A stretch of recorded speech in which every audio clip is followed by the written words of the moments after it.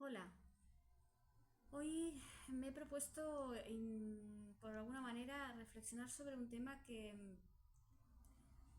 encuentro interesante, simplemente para poner de manifiesto o de relevancia, eh, porque a veces quizás por la omisión, ¿no? Por la omisión de que a veces este tema no se profundiza.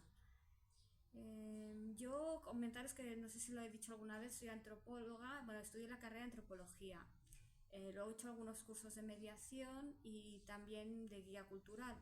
Si os fijáis, bueno, creo que el hilo conductor básico es que me gustan los discursos, ¿no?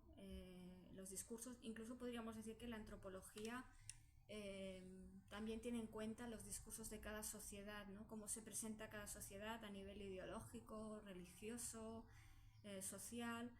Eh, y yo lo que quería hoy poner de manifiesto es que muchas veces hablamos de mediación y hablamos de papeles que juegan en un conflicto, el papel de víctima y el papel de victimario, ¿no?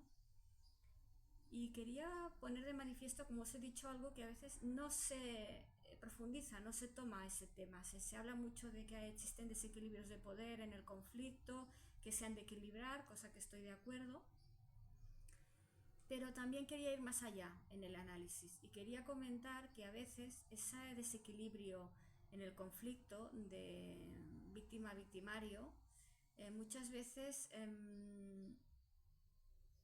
podríamos comentar que no es aparentemente lo que parece. Puede parecer que a veces el que es víctima y el victimario es el victimario, ¿no? El que se aparentemente muestra. Pero es verdad que existen personalidades tóxicas que pueden manipular muy bien estos roles, ¿no? Y pueden asumir muy bien estos roles. ¿Y por qué digo esto? Digo, bueno, simplemente para ponerlo de manifiesto, ¿no?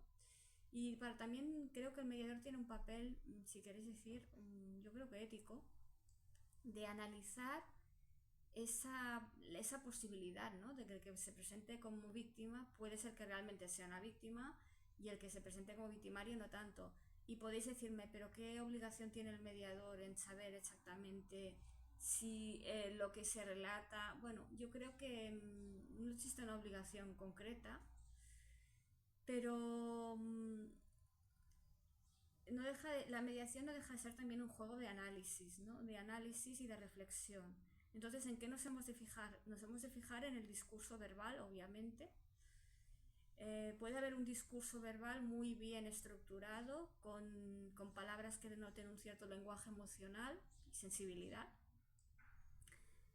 Y quizás pueda haber alguna incoherencia conforme vamos profundizando en ese lenguaje o no, no lo sabemos, y puede ir respaldado por un lenguaje no verbal que no acabe en el que nosotros, incluso aunque sea de forma inconsciente, detectemos alguna incoherencia, ¿no?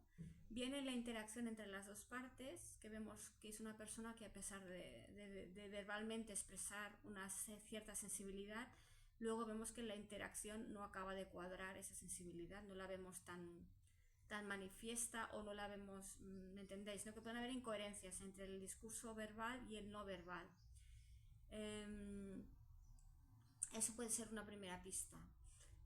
Luego también, obviamente, cuando nosotros trabajamos individualmente con la persona, con cada parte, podemos evidenciar un contraste, ¿no? Porque sí que es verdad que tú puedes fingir un discurso emocional o sensible, incluso utilizar las palabras más maravillosas que tengas, pero puede haber ciertos rasgos, sean de personalidad, sean de tal, que detecten pues una cierta intransigencia, falta de humildad, que aunque las palabras y el discurso parezcan muy bueno, también esos rasgos nos pueden indicar pistas. Hay necesidad de profundizar tanto y de saber tal. Bueno, es que no, quizás no es que sea necesidad o no, ¿no? Pero yo creo que va implícito en el trabajo del mediador involucrarse en, en eso, ¿no? Y yo creo que es algo que debe ir surgiendo en las interacciones cuando vas conversando con la parte, va surgiendo, ¿no? Estas pequeñas incoherencias, pequeñas pistas que nos pueden dar las personas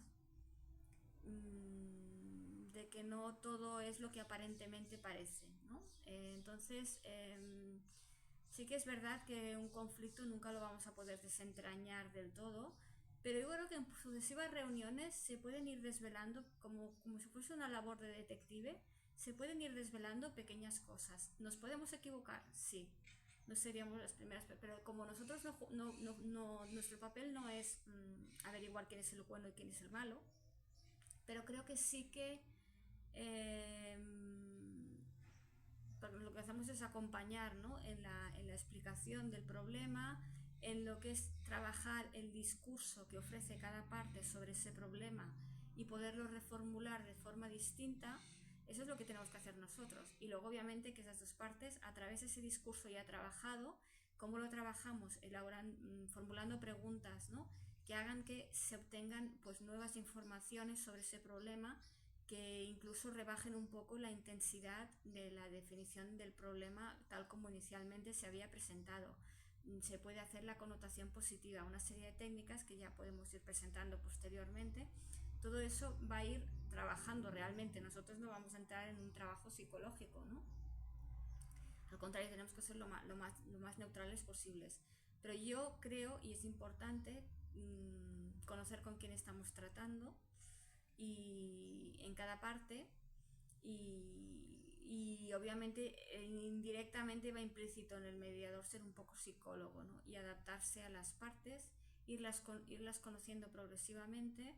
No da tiempo mucho de conocerlas muy progresivamente, pero sí que las personas indirectamente nos desvelan mucha información. Y quería poner de manifiesto eso, ¿no? Que el papel víctima-victimario puede ser de alguna manera alterado, ¿no? Y muchas veces no, muchas veces es tal como se nos presenta, pero no siempre es así. Y bueno, y yo creo que las personas que somos analíticas y reflexivas tenemos que tener en cuenta todo este pack de factores y de indicadores: lenguaje verbal, contenido de ese lenguaje verbal, cómo está estructurado, qué revela ese lenguaje verbal, porque también cada palabra, por ejemplo, un siempre, un nunca, personas que sean mucho más intransigentes utilizarán estas palabras. Las personas más flexibles quizás no serán tan categóricas, tan totalitaristas en su forma de presentarse, de presentar su problema. Entonces hay muchos factores a tener en cuenta, pero solo quería hacer un pequeño matiz en este aspecto, ¿no? Que el papel víctima-victimario en manos de según quién puede ser muy alterado, ¿vale? Y lo que haremos simplemente nosotros es ser espectadores de esa, entre comillas, una cierta representación teatral, porque cuando incluso las personas que podemos aparentar una cierta más sensibilidad, cuando expresamos un problema siempre cargamos un poco las tintas, ¿no? Por la misma emocionalidad que llevamos, por el mismo disgusto. Eso es inevitable, ¿no? Pero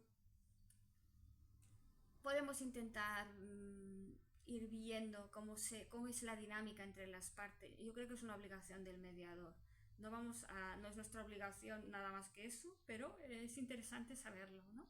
Y seguro que de esta manera, y eso no quiere decir que tengamos que tratar a las partes distintas, obviamente que no, pero indirectamente también nos saldrá una forma de sintonizar con la frecuencia de cada parte, viendo en sucesivas reuniones cómo se va desarrollando esas conversaciones.